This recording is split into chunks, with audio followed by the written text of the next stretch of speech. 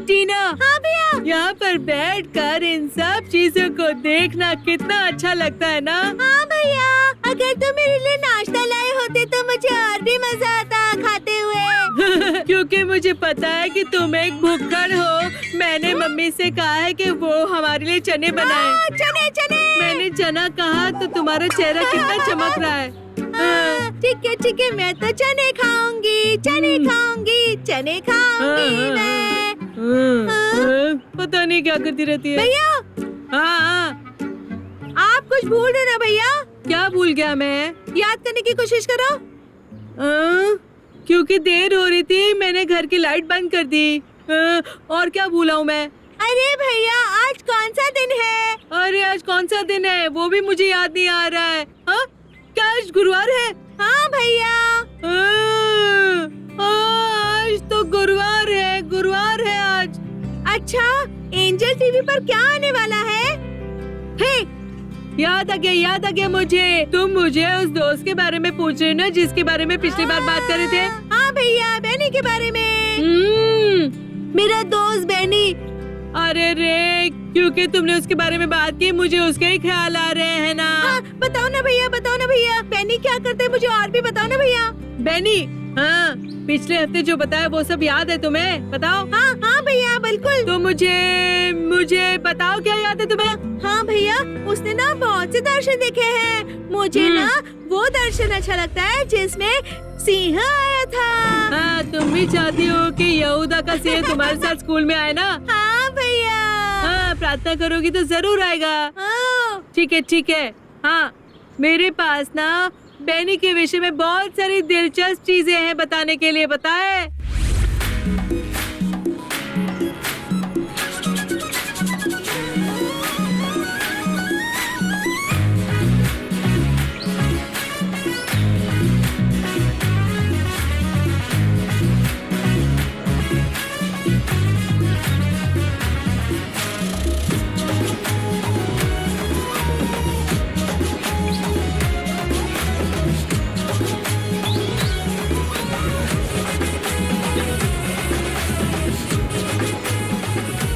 तो स्कूल जाने के लिए ना, हाँ, मेरा दोस्त वैन के अंदर गया, पता है? अच्छा। और पता है, उसके दोस्त की मम्मी गायब हो गई। क्या हुआ? स्कूल में से उसके दोस्त की मम्मी गायब हो गई? हाँ, उसके मम्मी पापा गायब हो गए हैं। उसके दोस्तों ने बेनी को बताया था, पता है? तो पता है उसने ये कैसे देखा? कैसे भैया? उसने सपने में देखा था। अरे रे, मुझे लगा कि उसके मम्मी पापा सचमुच में गायब हो गए और मैंने सोचा कि पुलिस कंप्लेंट करना चाहिए उनको। अच्छा, ऐसा क्या? हाँ। उसने सपने में देखा मेरी प्यारी। हाँ। पर ये सब अंतिम दिनों में जरूर होने वाला है मैडम। हाँ भैया। ठीक है, चलो मैं तुम्हें उसका एक और दर्शन दिखाता हूँ। हाँ, ठीक है भैया। देखो वहाँ पर। मुझे एक स्वप्न आया था और उस स्वप्न में मैं अपने स्कूल से बाहर आ रहा था और बाहर मेरे स्कूल के दोस्त खड़े हुए थे। तो फिर मैंने उनसे पूछा कि क्या समस्या है, वो क्यों स्कूल नहीं आए, ऐसा मैंने पूछा। तो उन्होंने कहा कि उनके मम्मी पापा अचानक गायब हो गए हैं और इसीलिए वो वहाँ अकेले खड़े हैं और उन्हें ढूंढ रहे हैं। उन्होंने ऐसा कहा मुझसे। तो मैंने उनसे कहा कि उनके मम्मी पापा को यशवा पिता द्वारा उठा लिया गया है। तो मैंने उनसे कहा, आप क्यों चिंता कर रहे हो, पहले सोचना चाहिए था। तो उन्होंने कहा कि नहीं, उनके मम्मी पापा गायब नहीं हुए हैं, अचानक उनका पतन हो गया है, ऐसा कहा मैंने।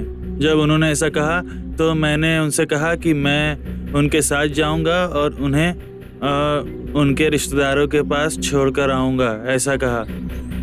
तो फिर मैं उनके साथ गाड़ी पर गया। जब हम जा रहे थे तो एक जीप हमारे सामने रुकी और उस जीप से 3 लोग निकलकर बाहर आए। उन्होंने मेरे हाथ बांध दिए और मुझे और मेरे दोस्तों को जीप में बिठा दिया। फिर उसके बाद वो लोग हमें एक घर के अंदर ले गए और वहाँ ले जाकर उन्होंने मुझसे कहा कि यशवा पिता के बारे में तुम किसी को मत बताओ, तुम्हें चुप रहना होगा, ऐसा कहा। तो मैंने उनसे कहा, आप चाहे जितनी बार भी कहो, मैं हमेशा बोलता ही रहूँगा। जब मैंने उनसे ऐसा कहा तो वो मुझे कमरे में ले गए और मुझे बांध दिया और फिर वो लोग चले गए वहाँ से। फिर मैंने वो रस्सी काट दी और मैंने बाहर आकर देखा। उस घर में बहुत सारे कमरे थे। जब मैंने उन कमरों में से एक कमरे को खोला तो वहाँ पर कोई भी नहीं था, बस एक मैप घूम रहा था। तो फिर मैंने वो दरवाज़ा बंद कर दिया और फिर से खोला और मैंने देखा कि 4 शैतान उसके चारों तरफ खड़े थे वहाँ पर। वो मैप देखकर प्लान कर रहे थे कि अब कौन सी कंट्री में जाना है और अब किसे पकड़ना है, प्लान कर रहे थे वो। फिर मैं वहाँ से भागकर बाहर आ गया। फिर मैं उस कमरे में गया जहाँ मुझे बांध कर रखा गया था। फिर मैंने अपने दोस्तों से कहा कि हमें यहाँ से भागना होगा क्योंकि ये जो घर है वो बहुत ही खतरनाक है, मैंने उनसे कहा। फिर मैंने उनके हाथों से रस्सियाँ खोली। फिर उसके बाद हम लोग उस घर से बाहर आ गए। जब हम लोग बाहर आए तो हमने देखा कि जिन 3 लोगों ने हमें पकड़ा था वो वहाँ हैं। तो हमने प्लान किया कि उन्हें धक्का देकर हम भाग जाएंगे। जब हम उन्हें धक्का देकर भागने लगे तो कुछ दूसरे लोगों ने हमें फिर से पकड़ लिया। उन्होंने हमसे कहा कि तुम लोग हालेलुया ग्रुप से हो ना। उन्होंने फिर से हमें कैद कर लिया और मुझसे कहा कि जब तक मैं ये बोलना बंद नहीं करूँगा वो लोग मुझे कैद से नहीं छोड़ेंगे, ऐसा कहा उन्होंने मुझसे। पर मैंने उनकी बात नहीं मानी और मैं उनसे भी यीशु पिता के बारे में बोलता रहा और उन्होंने मुझे पकड़कर बंदी गृह में डाल दिया।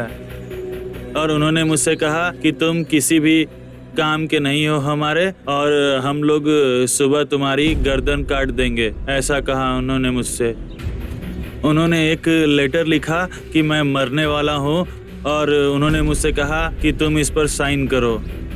जब वो लोग लेटर लिख रहे थे तो मैं यीशु पिता से प्रार्थना कर रहा था कि मेरी आत्मा हमेशा उनके साथ रहे मरने के बाद भी।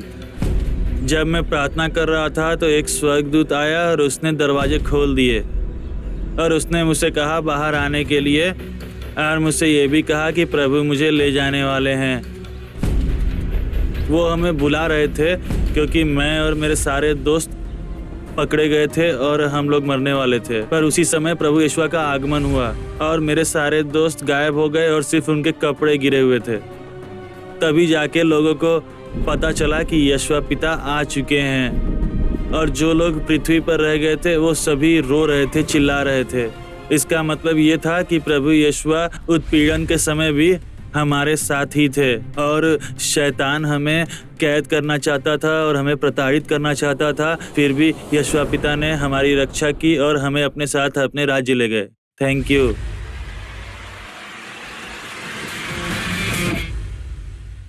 दोस्तों, अब मैं अपने अगले स्वप्न के बारे में आपको बताना चाहूँगा। इस स्वप्न में मैं एक गार्डन में खड़ा था और मैं चारों तरफ देखकर ये सोच रहा था कि मैं यहाँ क्यों खड़ा हूँ। जब मैंने देखा तो एक आदमी आ रहा था।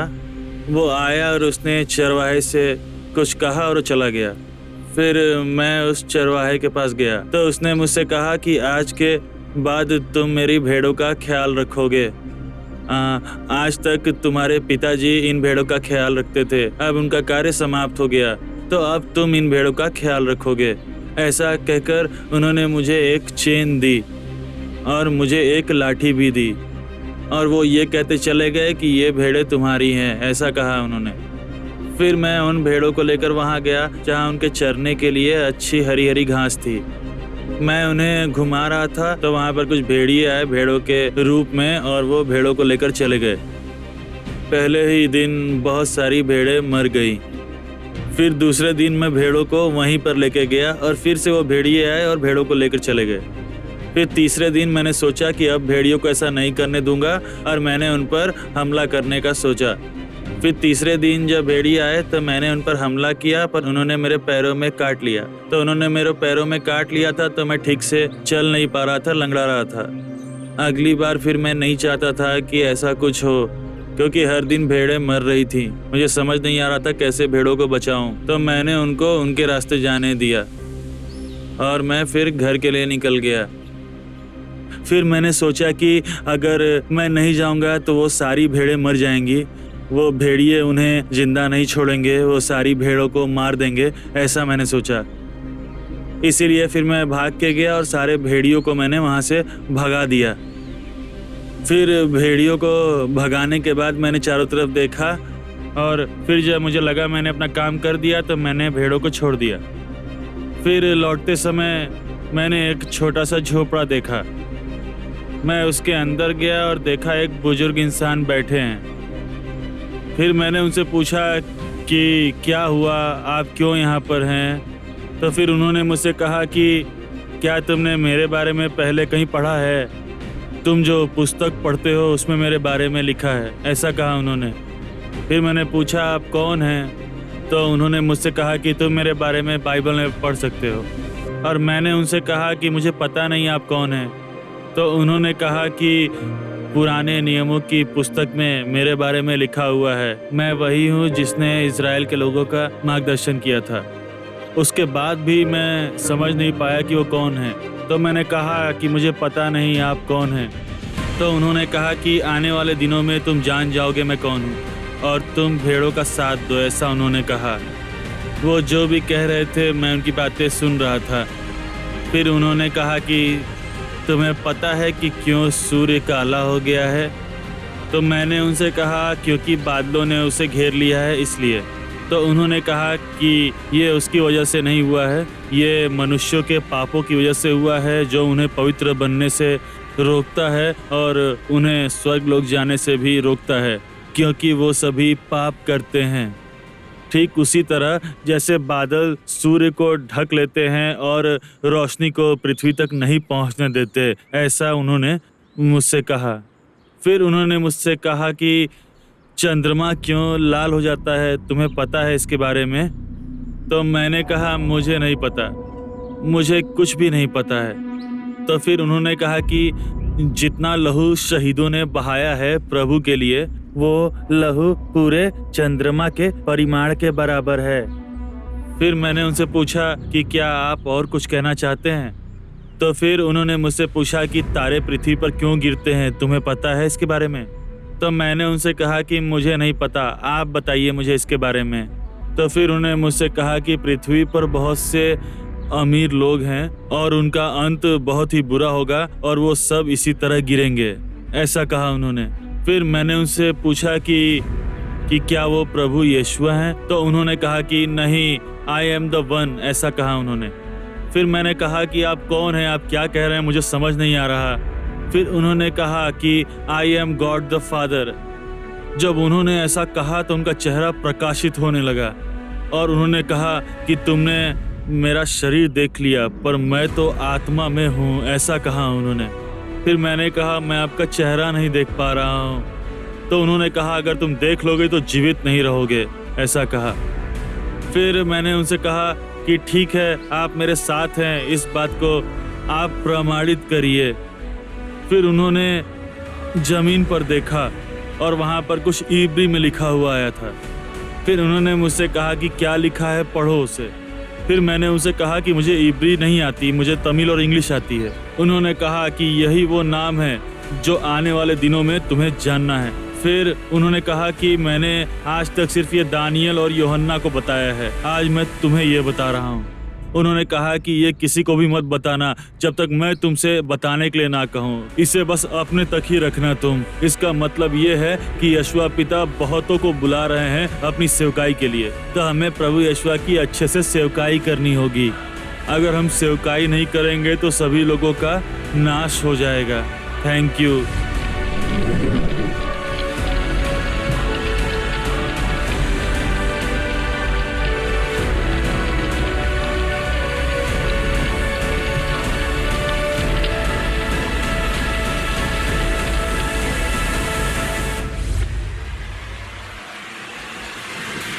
एक दिन जब मैं सो रहा था तो मुझे एक स्वप्न आया।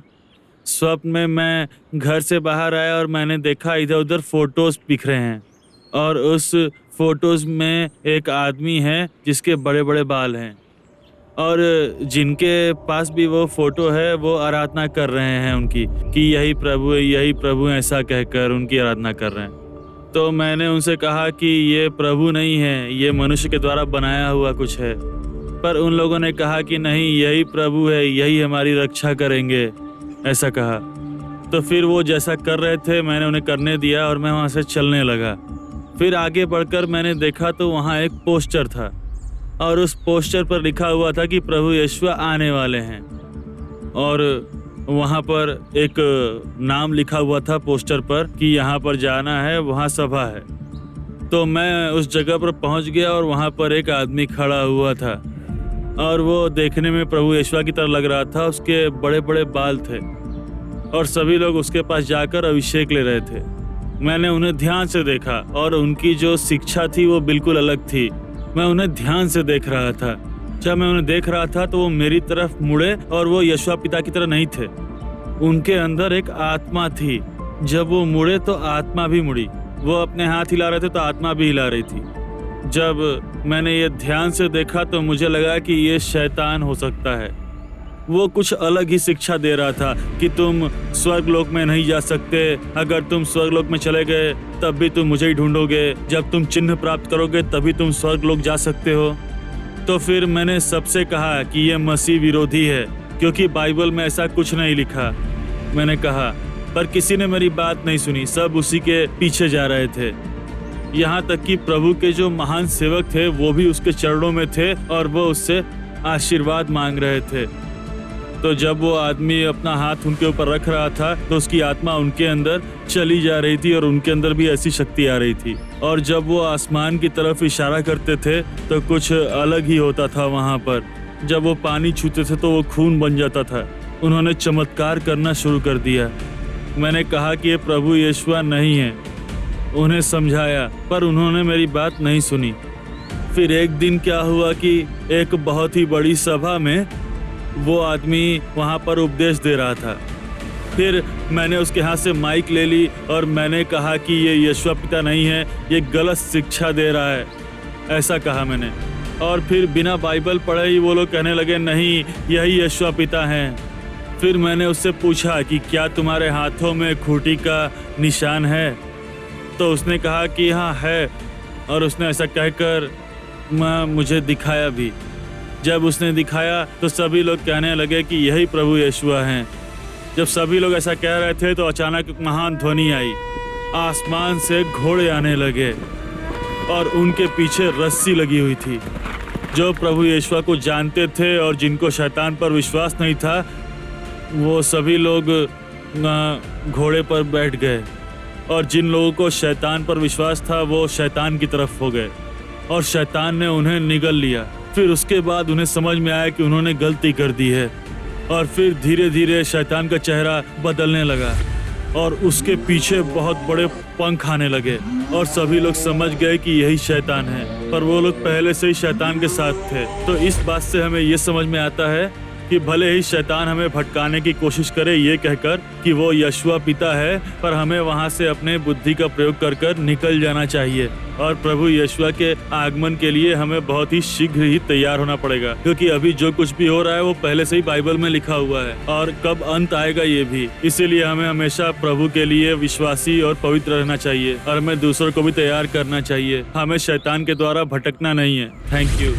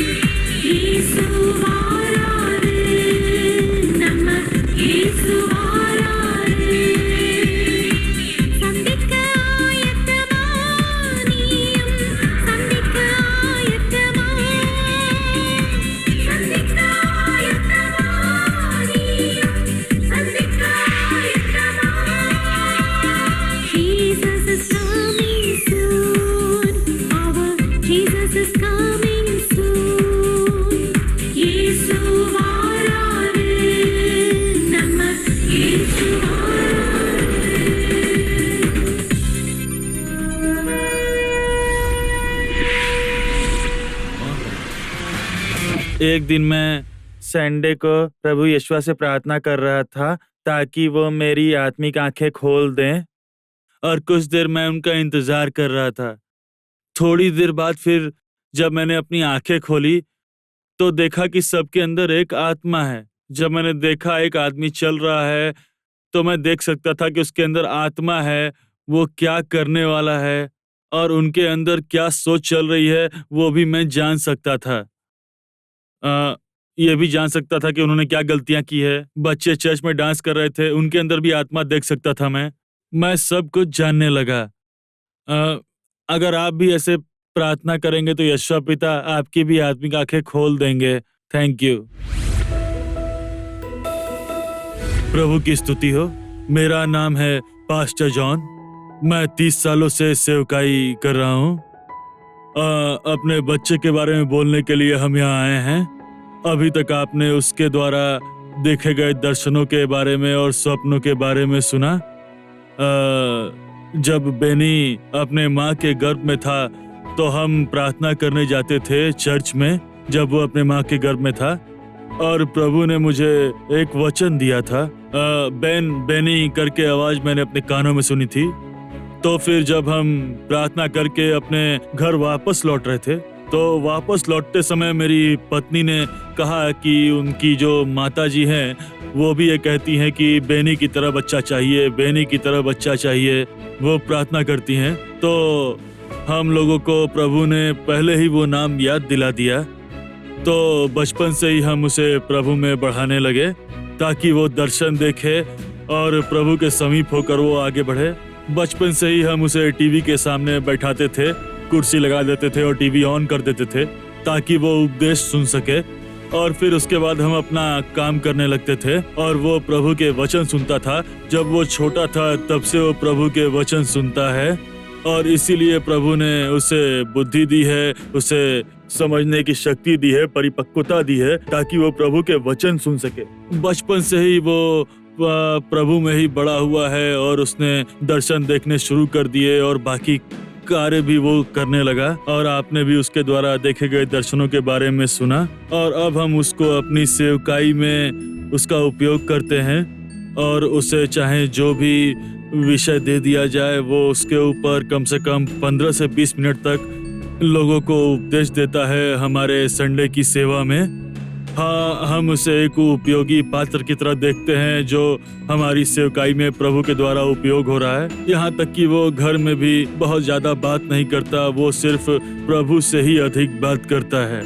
यहाँ तक कि हमारा जो दूसरा बेटा है वो भी बहुत ही कम उम्र से दर्शन देखने लगा है और हमारे दोनों ही बच्चों को प्रभु का भय है और हमें इस बात की बहुत ही ज्यादा खुशी है कि प्रभु ने हमें ऐसी संतान दी और इसके लिए हम प्रभु का धन्यवाद करते हैं। इसी तरह आप सभी अभिभावक भी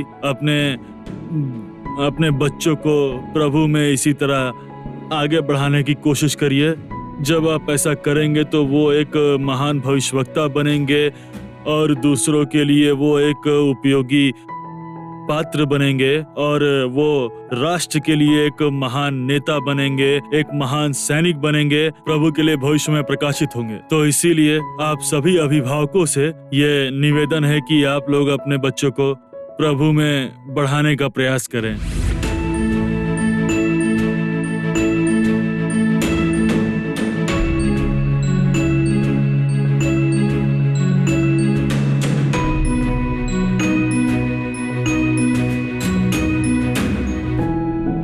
सभी गवाहियां आपने सुन ली हैं, इसके लिए मैं आप सबका धन्यवाद करता हूं। अगर आप भी दर्शन देखना चाहते हैं तो आप लोगों को भी यहोवा पिता की प्रार्थना करनी होगी और आपको भी यहोवा पिता के लिए बहुत से कार्य करने होंगे। और सबसे पहले आप लोगों को खुद को और अपने दोस्तों को यहोवा पिता के आगमन के लिए तैयार करना होगा। और ऐसे जितने भी लोग हैं जो प्रभु यीशु के बारे में नहीं जानते हैं, आपको उनके बारे में उनसे बताना होगा। अब मैं प्रार्थना करने जा रहा हूँ, आप भी मेरे साथ मिलकर प्रार्थना करिए।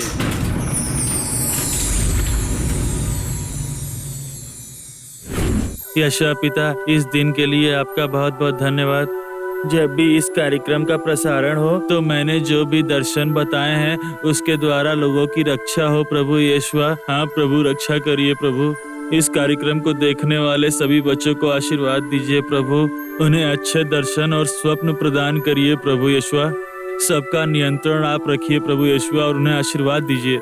उनका शक्तिशाली ढंग से उपयोग करिए प्रभु यीशुआ। प्रभु यीशुआ, सभी अलग अलग देशों के लोग और भाषाओं के लोग इस कार्यक्रम को देखें और वो सभी आपको ग्रहण करें प्रभु यीशुआ। हाँ प्रभु यीशुआ, प्रभु यीशुआ, जो भी बच्चे इस कार्यक्रम को टीवी पर देख रहे हैं उनका नियंत्रण आप अपने पास रखिए। सभी को आशीर्वाद दीजिए प्रभु यीशुआ। उनका शक्तिशाली ढंग से उपयोग करिए प्रभु यीशुआ। उन्हें दर्शन प्रदान करिए, स्वप्न प्रदान करिए प्रभु यीशुआ। हाँ प्रभु यीशुआ, उन्हें अपने आगमन के लिए तैयार करिए प्रभु यीशुआ। उनके दोस्तों को भी तैयार करिए प्रभु यीशुआ। उनके द्वारा बहुत से लोग आपको ग्रहण करे प्रभु यीशुआ, ग्रहण करे प्रभु यीशुआ। हाँ प्रभु यीशुआ, उन पे नियंत्रण रखिए प्रभु। उन्हें अपने लहू से ढक लीजिए प्रभु। उनकी रक्षा करिए शैतान से प्रभु। उन्हें आशीर्वाद दीजिए प्रभु। प्रभु यीशुआ के नाम से प्रार्थना करते हैं प्यारे पिता, आमीन।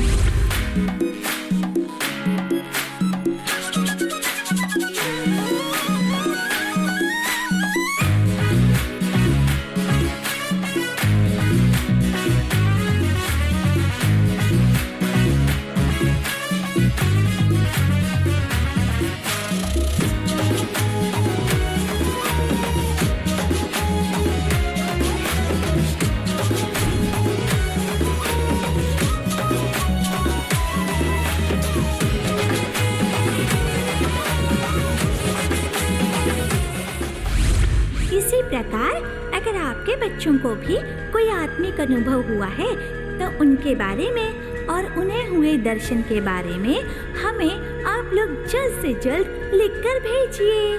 हमारा पता है Angel Kutties, Angel TV, Villivakkam, Chennai 49, Tamil Nadu, India. हमारी ईमेल आईडी है angel.kutties@angeltv.org।